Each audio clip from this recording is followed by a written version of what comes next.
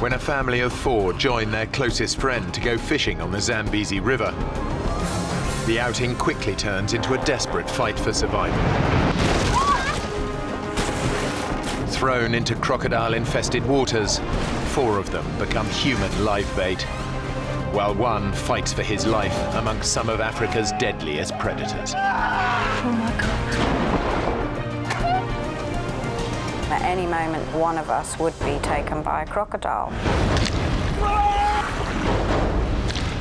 I thought it was over, I really did.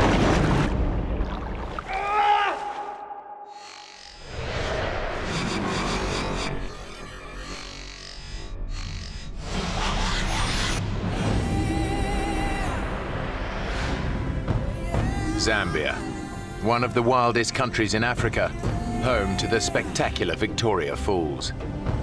They are fed by the mighty Zambezi River, which divides Zambia from Zimbabwe.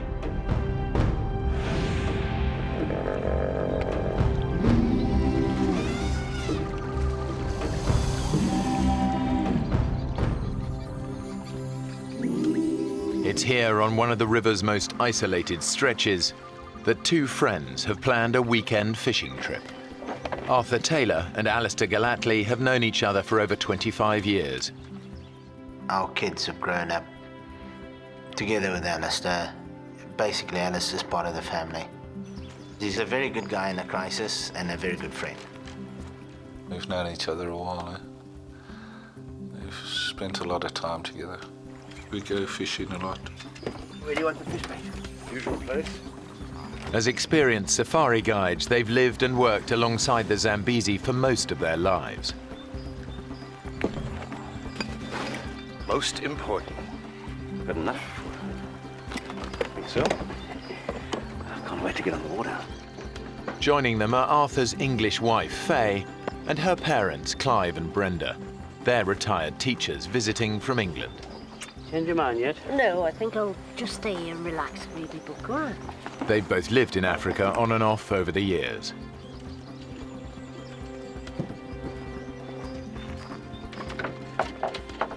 This is the last chance for all of them to go out on the river together.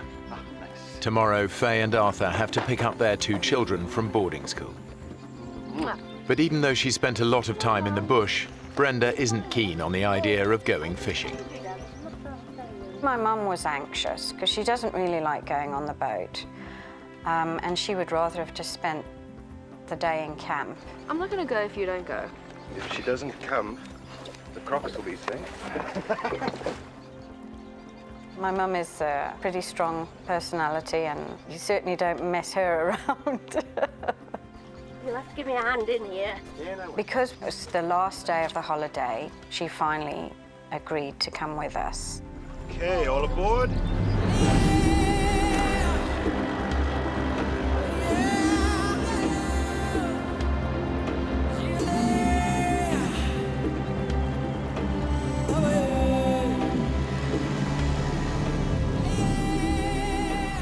This is one of the river's most remote stretches.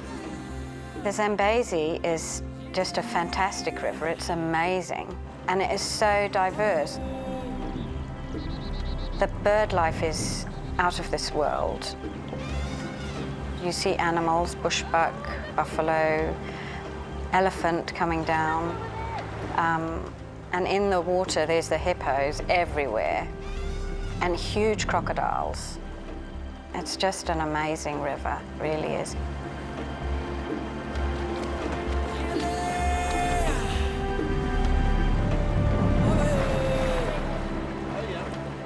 It was all very relaxed atmosphere. Very carefree, nobody had a worry in the world. You want to try catch some fish, Brenda? Oh, no, I'm not good at that. Come on. Come on, it's easy.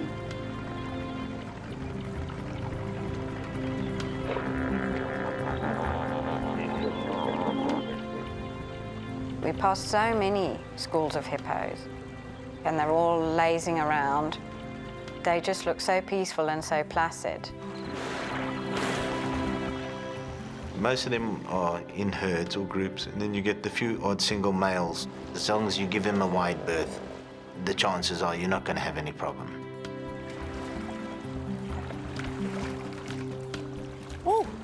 What's on here? It's heavy. Whoa. Fishing had been pretty poor that morning, and when Mum caught a fish, it was like, yay, you know. I mean, she's really chuffed. Well done, Mum. I think that calls for a spot of celebratory lunch. Right over there, nice bit of shade by those trees. Sounds good to me. What's the time?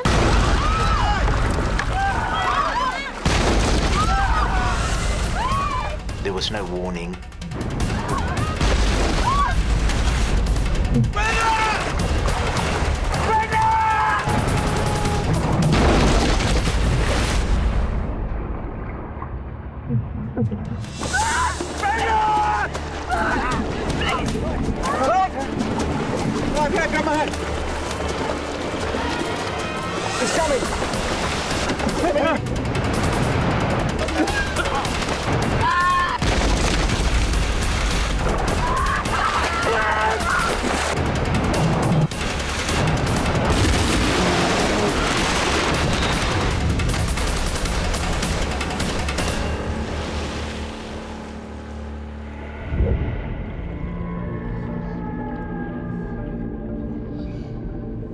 It was just this huge boom, and I was in the water. I think my subconscious was saying, this is it, this is the end.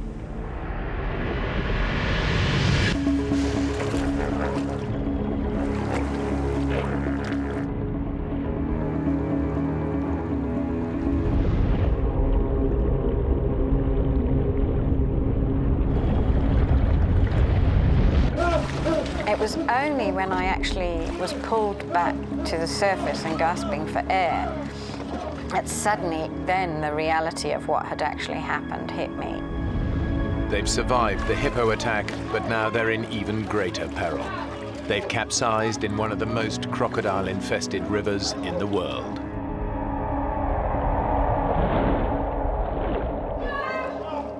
To think about, you know, my bare, dangly legs, it sent a chill through me, thinking that any moment now, one of us would be taken by a crocodile.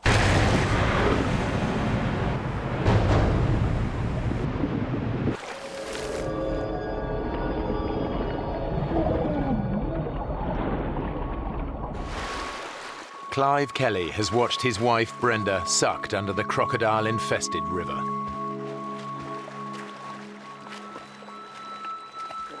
He has no idea if she is alive or dead. Brenda! Brenda! Where are you? Although Clive can't hear them, his wife, along with his daughter Faye, her husband Arthur and their best friend Alistair, have all surfaced underneath the boat. Brenda! But the group's immediate danger is not crocodiles. The current was actually so strong in that part of the river that it actually swept us out from underneath the boat. The Zambezi is famous for its unpredictable and deceptively strong currents. Many people drown in its eddies and whirlpools every year. The one thing that I thought of was the fact that my children could have been with me and that I would have lost them because they would have been just thrown out of the boat. You know, they would have just been gone. Brenda had gone swim very well. She was screaming and struggling. She obviously needed something to hold on to, and she had swallowed a lot of water and was gasping for air and kind of pushed onto me so that she could get her breath back. And I'm like, you know, Mum, you know, you're pushing me down. Oh, Brenda, I got you. I got you. It's just so strong, and we were being swept away. It was just incredible that Arthur was there when we needed him. Somehow, he managed to keep hold of the two of us. We're all getting washed down together. We basically hung on to each other. It was very hard to swim against a strong current.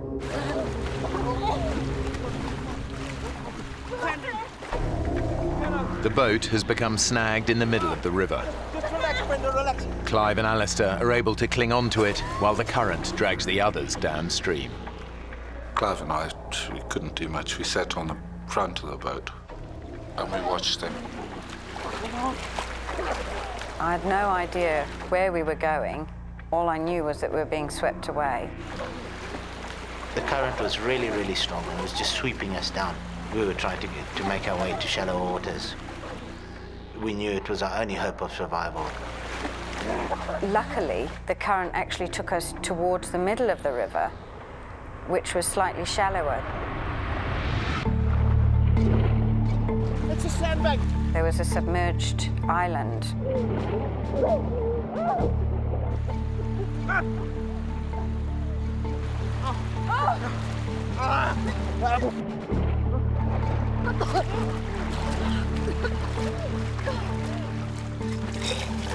The first thing I did is start vomiting because I swallowed half a Zambezi.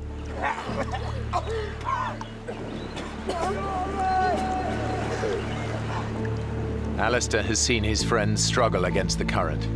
He knows Clive would find it virtually impossible to make it to the sandbank. Clive can hardly swim, so it was difficult because he couldn't say, hey, swim over to the sandbank or do this or do that. We just had to sit down and settle down onto the boat. Arthur, Faye and Brenda aren't much better off.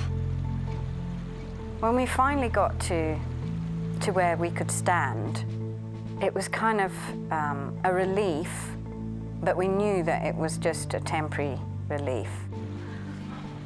The river is full of crocodiles and very huge crocodiles that would have no fear of man.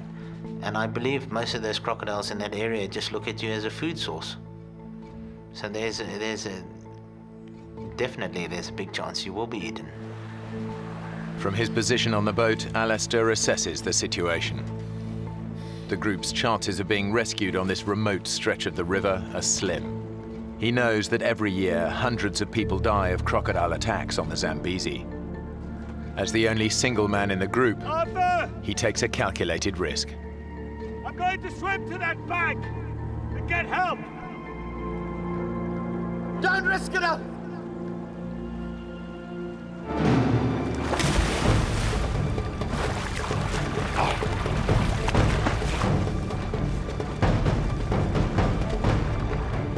He's crazy. It was quite fast water. I started swimming slowly, I was a bit scared that splashing around the crocs I'd attract crocodiles.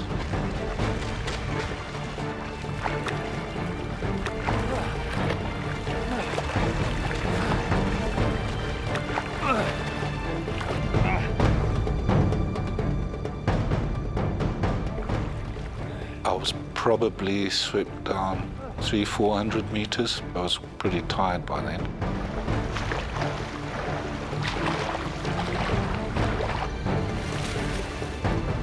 I saw a little inlet up ahead, so I paddled into the inlet. Out of sight from the others, Alistair finally reaches the safety of the riverbank.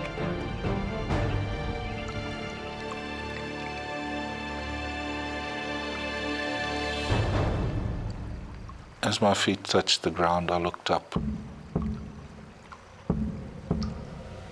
About 10 yards away, there was this crocodile in the water just looking at me.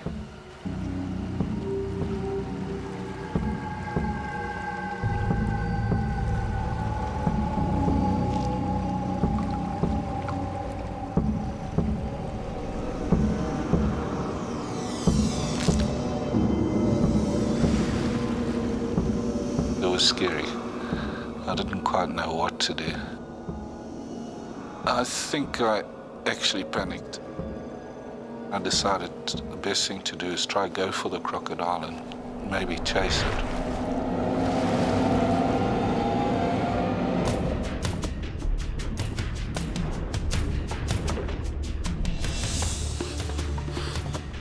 I went under the water just to try to see where the croc was. As I started to go towards the croc, it came for me.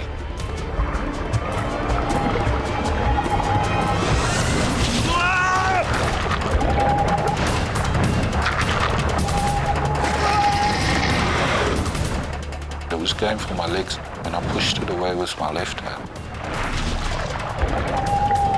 Its teeth cut my left hand up a bit, and it disappeared.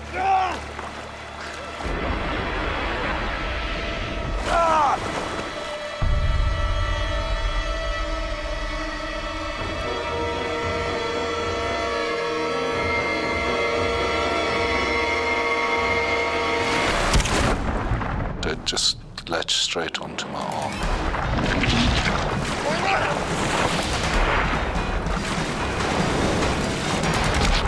It was just trying to really tear my arm off. Alistair is trapped in a death roll, a spinning maneuver used by crocodiles to drown and dismember their prey. I was getting pretty weak. I thought it was over, I really did. I couldn't see any way of getting out of it. His right arm trapped in the crocodile's jaws, Alistair thinks of one last thing that might save him. I took my left arm and tried to get it inside the crocodile's jaw. They've got a flap in the back of the throat which keeps the water out when they're underwater. I tried to reach that. The second I did that, once I got my other fingers inside the mouth, it let go.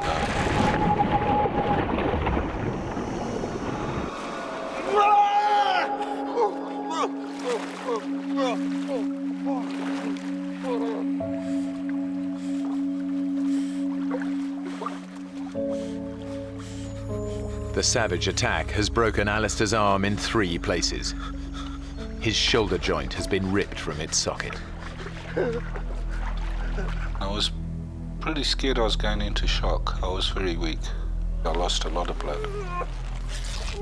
All he can do to stem the blood loss is to make a tourniquet.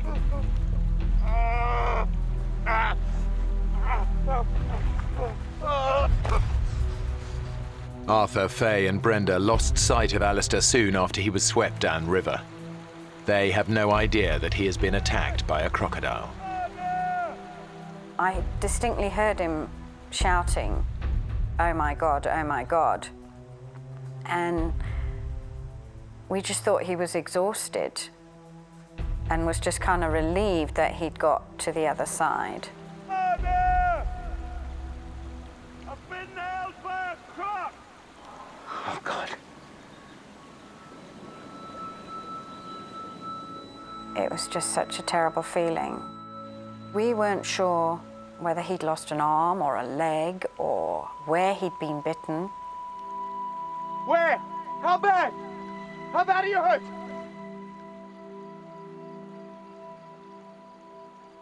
We weren't sure if he was going to make it through even the next hour, let alone the next day. Alistair! Alistair! With their best chance of rescue gone, Arthur decides to take matters into his own hands. Arthur, what the hell are you doing? I'm going for help. I walked towards the Zimbabwe side of the river to see if we could swim across there. He just went deeper and deeper into the water, and I just had these images of him being taken by a crocodile, and I couldn't handle that. Don't go, don't be stupid! Alistair's too hurt. He could die. Well, you're not going to help him if you get yourself eaten, are you?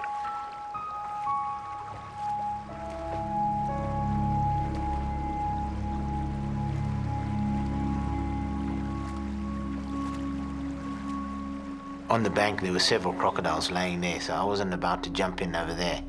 And so I decided to return. He realized that it was impossible. Every 10, 20 meters, there's a crocodile lying on the bank of the river. It's just hopeless. The whole situation was just hopeless.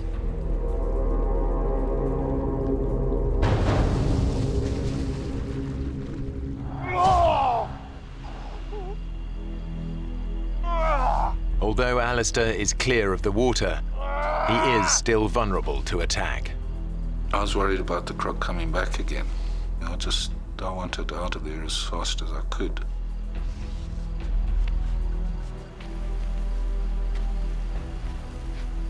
The sun was pretty hot, and there was one tree in this pile of rocks that I went and I sat under to try and sort my arm out.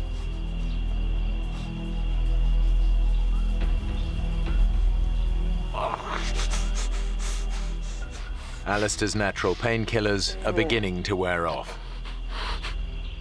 He's feeling the full force of his injuries. The slightest movement is agony.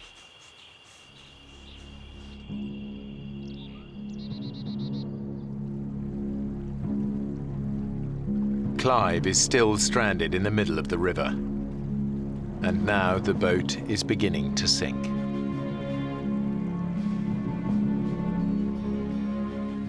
Can't stay there. He left us onto it. Dad! You're gonna have to swim over to us. I know. My dad had no choice but to swim, because if the boat went down in the night, then he would just disappear. He wouldn't have stood a chance.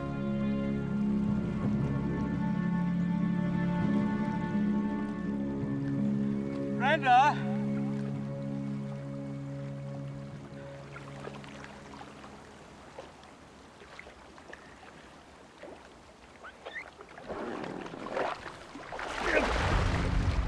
It was just such an awful experience to watch, and terrifying, not knowing at any moment when he was going to be taken by a crocodile.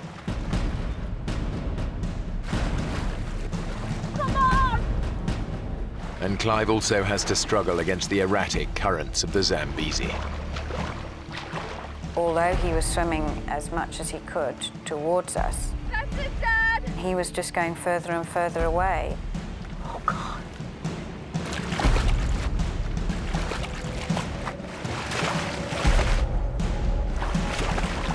Come on, Clive! Yes! It seemed to take forever. Great! Keep at it!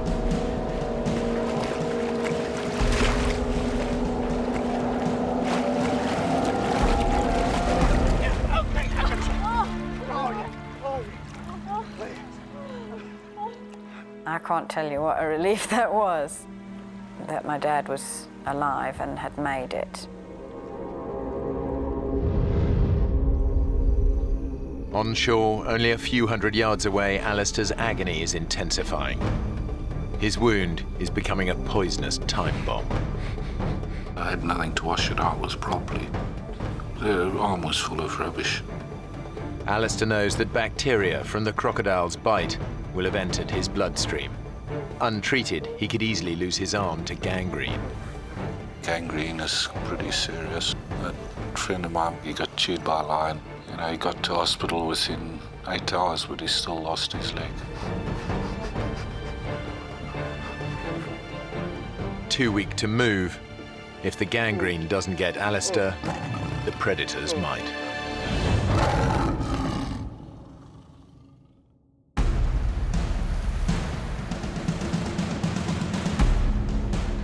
Stranded in the middle of the crocodile-infested Zambezi, the others know they've lost their only chance of rescue.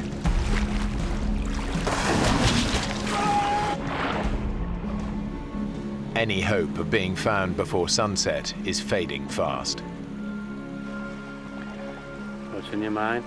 No one's gonna come by. The area is so remote that the chances, I would say, are very, very slim. You're very lucky if help does come your way out there. Can't possibly survive in the river.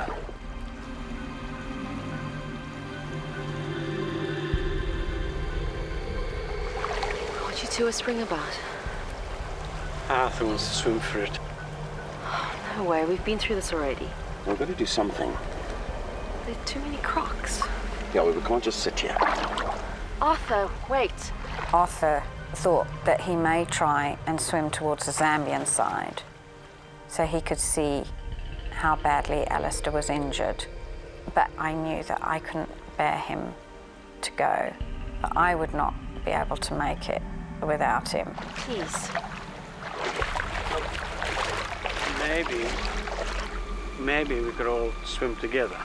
There'd be a big mass then, and that might scare anything off. Mum? Mum, do you think you can?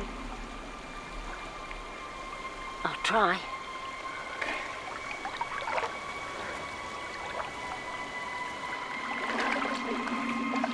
But I found it very, very hard to get back into the water.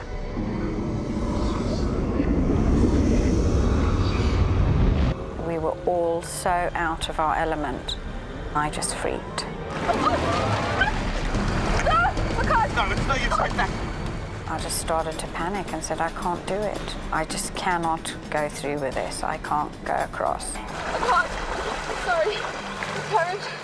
Definitely you get a sense of, well, frustration out of the fact that there's nothing you can really do besides stand there and wait for help. They all face the prospect of a terrifying night with no hope of rescue. It's a terrible feeling knowing that somebody is lying, bleeding to death, and that you are unable to do anything about it. I can't tell you how terrible that makes you feel.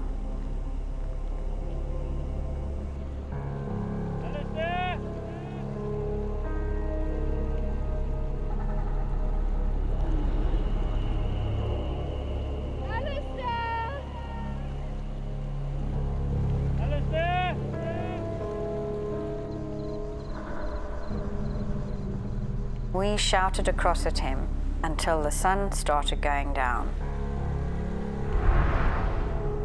And then the hyenas started calling.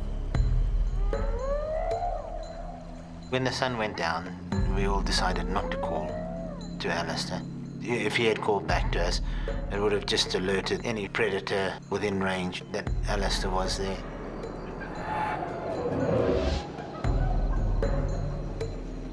Night is the most dangerous time in the African bush.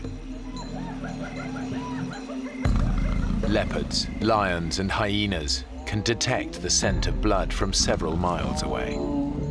I could hear the lions calling and the hyenas, but when they stop, you don't know where they are, because you don't know if they're coming your direction or going away. I thought I could be in for a tough night. I just got these stones together so that if something did come up that night, I could at least throw a rock at it.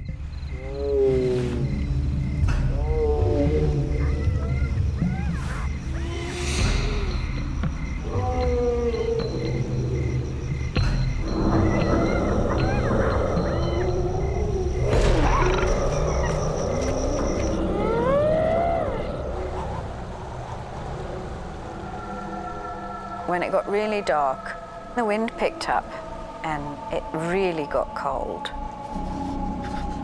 I was absolutely freezing and my teeth were chattering and I just couldn't get warm. It was extremely cold.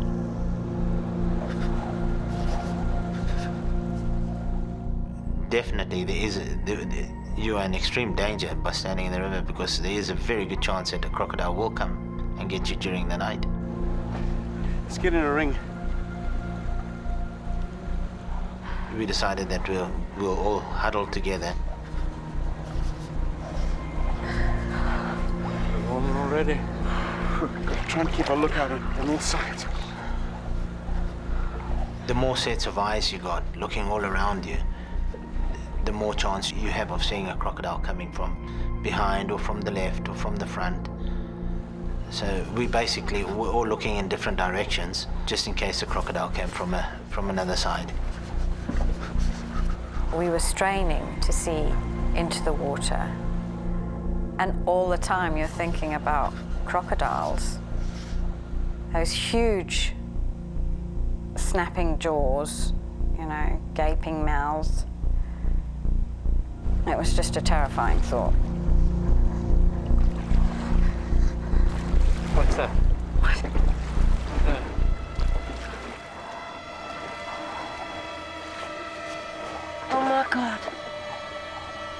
coming closer. It's still coming.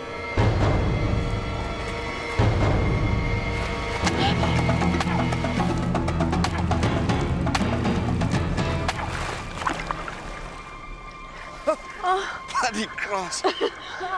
In the tiny bit of light that there was, the vegetation that was coming down, branches, clumps of reeds, all of them looked like a potential crocodile.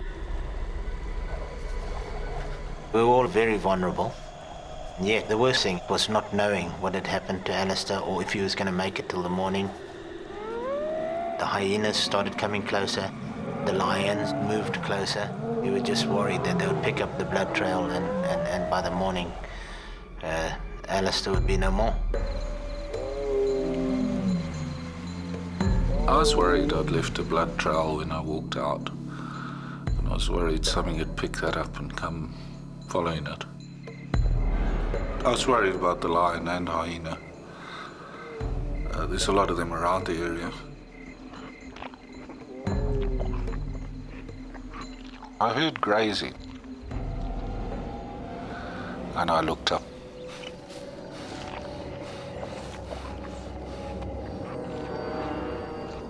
And I saw the buffalo. I was looking right at it, it looked at me.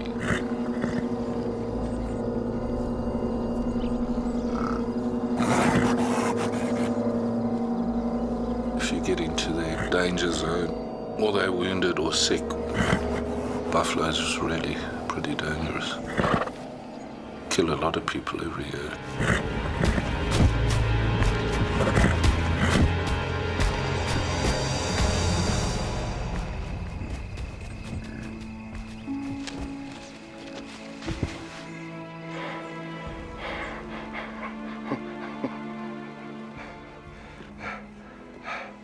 For some reason it came and lay down 10 yards away.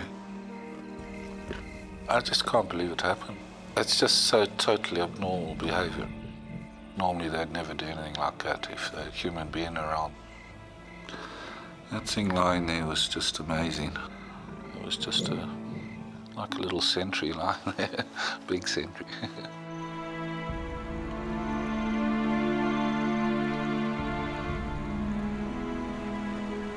The darkness all around us just seemed to make you realize just how vulnerable you were in that great vastness.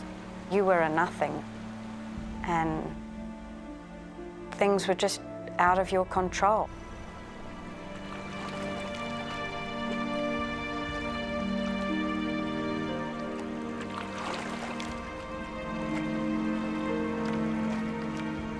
It passed everybody's mind that there's a good chance that we may not make it till the morning, especially in Faye's case. She was worried that she may never ever see her kids again.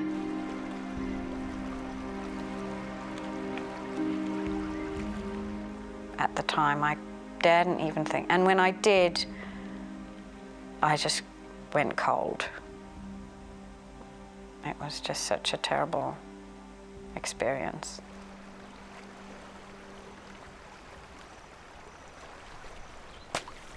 What's that? It was like a slapping sound.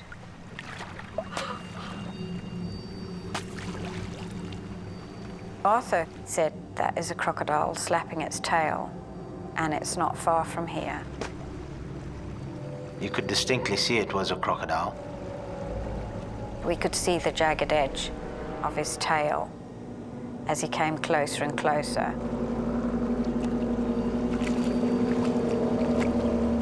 Suddenly everything is awake. Your ears, your eyes. A big panic. Wait, not yet.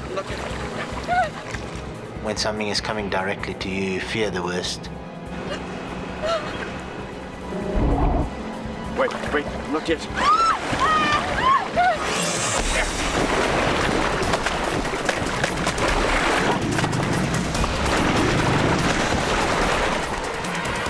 As we hit the water with the paddle, it veered off into the mainstream.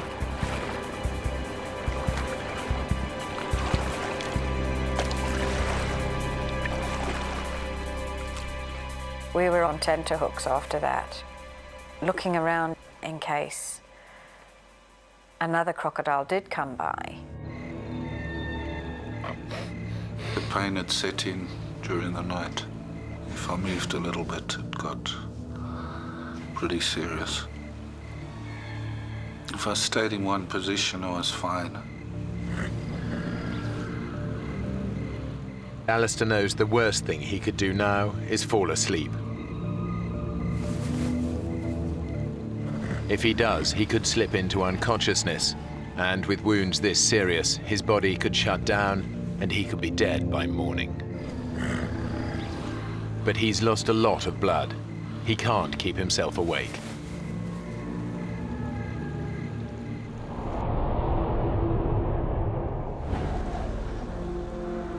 On the river, everyone is suffering.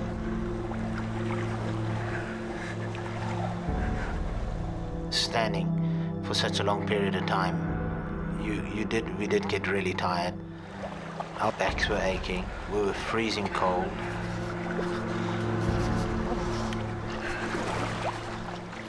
The water's warm. I want to sit down a while. Arthur wanted to sit down. It was warmer in the water than it was out the water. The water was actually warmer.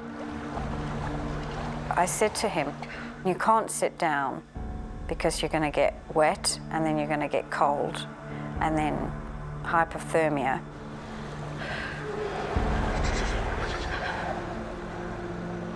I said, we've just got to get through this. We've got 2 children to think about and they need us.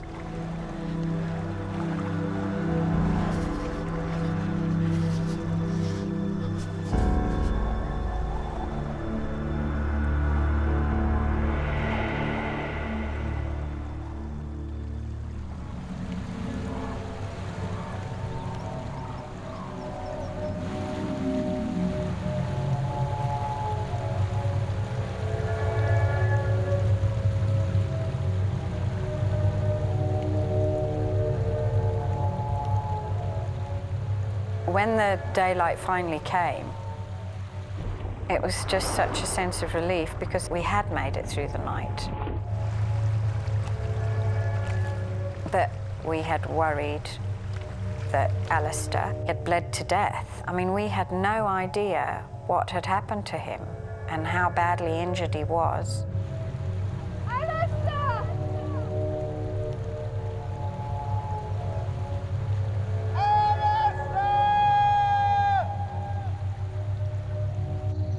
That was such a terrible feeling because you always think of the worst.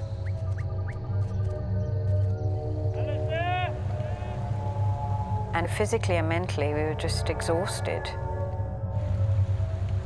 After almost 20 hours stranded in the water, the group are desperate. We were thinking, well, you know, it's another day and somebody has got to come past.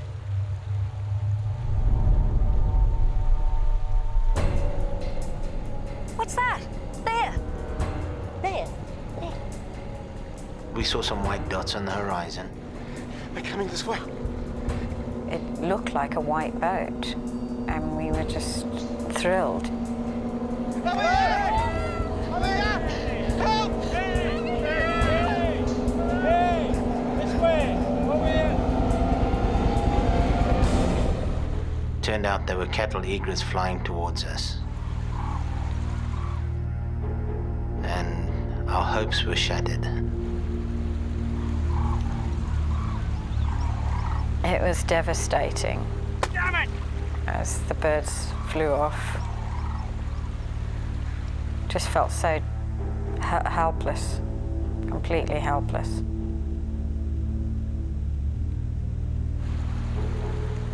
On the sandbank, the group are becoming desperate. Clive, Brenda, Faye and Arthur have now been stranded in the middle of the Zambezi River for almost 20 hours. It's over 12 hours since they last heard from Alistair. They have no idea if he's still alive.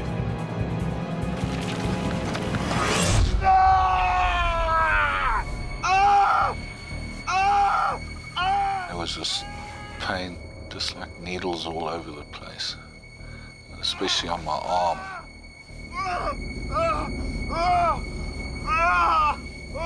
I didn't realize what it was at first until I managed to sit up. And I realized there were ants biting me. These safari ants.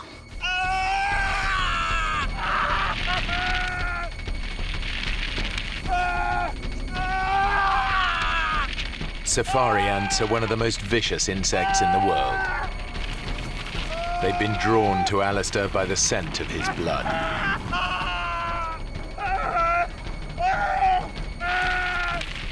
But their bites trigger a surge of adrenaline through his body, snapping him out of unconsciousness and probably saving his life.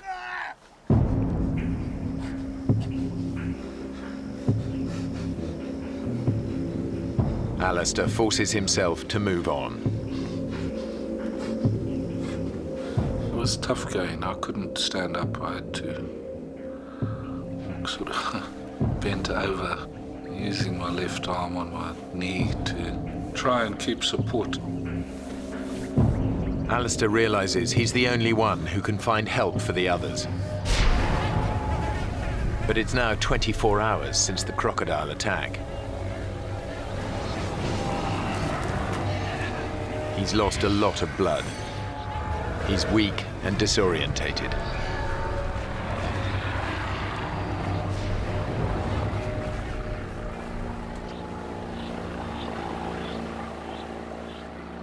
I heard a boat, and I was far from the river. I thought I'd never get down to the river in time.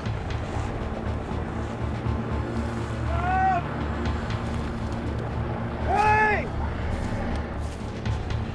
Hey! Hey!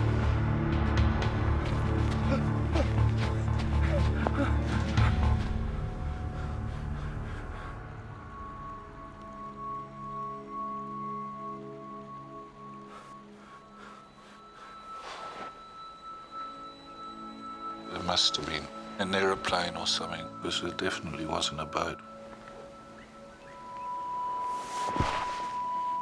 Despite the threat of crocodiles, Alistair loses consciousness.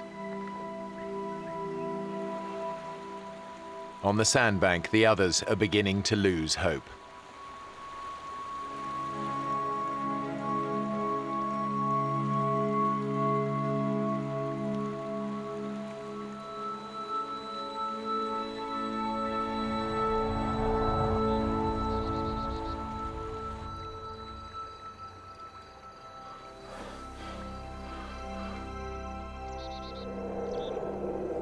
It turns out that Alistair did hear a boat.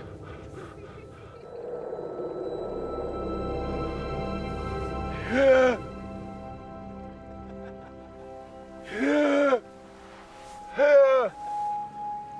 thought, surely they're going to come across. I tried to shout, couldn't get it out.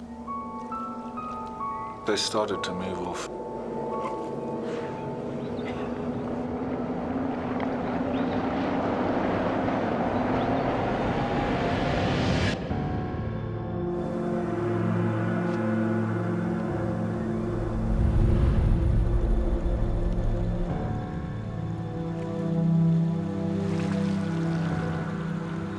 On the river, his friends can do nothing but await their fate.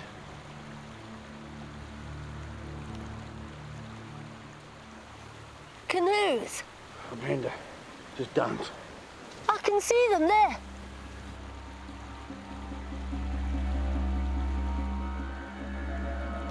There.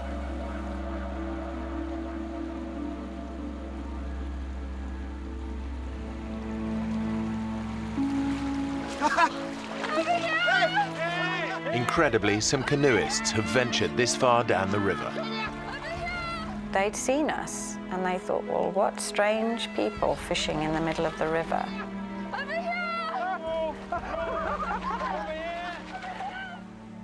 I can't tell you how that felt, really. I mean, it was just a sense of relief. We were going to be all right. It was also still worry for Alistair. We hadn't heard from Alistair for several hours.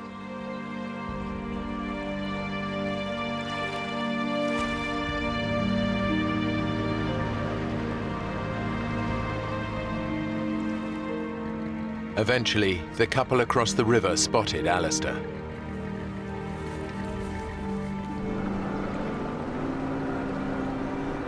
They took him to safety, where he was reunited with the others.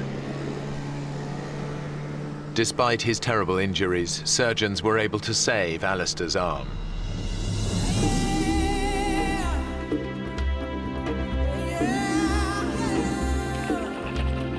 He and Arthur still take regular fishing trips together on that same stretch of the Zambezi. Clive and Brenda still visit Africa regularly. Mr. and Mrs. Kerry won't go fishing with us anymore, but Faye spends most of her weekends in the bush, but she rarely goes out on the river. I always feel anxious when I get in a boat, even now, after all these years. It's just such a terrible experience. But we all survived, all 5 of us.